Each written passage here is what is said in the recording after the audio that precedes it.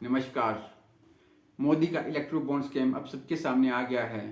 साफ हो गया है कि मोदी ने कैसे केंद्रीय एजेंसियों की सहायता से कंपनियों से हफ्ता वसूला।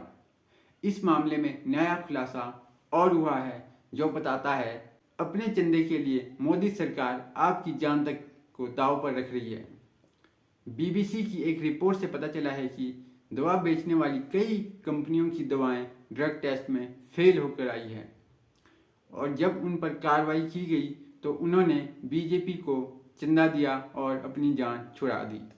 सोचिए, अगर आपको पता चले high blood pressure, diabetes, malaria, Covid या दिल की बीमारियों का इलाज करने वाली कई प्रचलित दवाएं फेल होकर आई हैं तो ये बात आम लोगों के लिए चिंता का विषय है। लेकिन अगर आपको साथ में ये भी पता चले कि जिन कंपनियों की दवाएं ड्रग टेस्ट में फेल होकर आई है उन कंपनियों ने करोड़ों रुपए की इलेक्ट्रो बॉन्ड खरीद कर बीजेपी को चंदे के तौर पे दी तो बात और भी ज़्यादा गंभीर और सोचने वाली हो जाती है।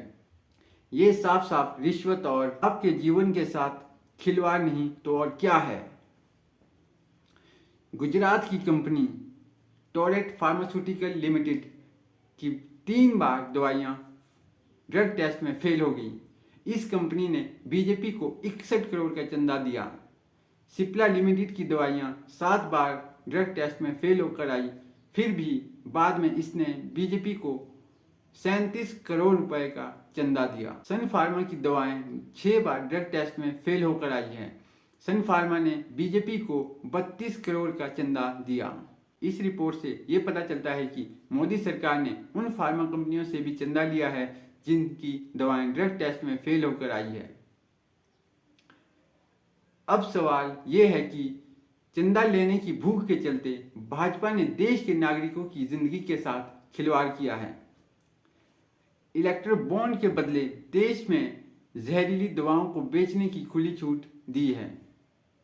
दोस्तों, जब बीजेपी के नेता आपसे वोट मांगने आए तो आप उनसे ये सवाल जरूर करिएगा। तब तक के लिए जय हिंद।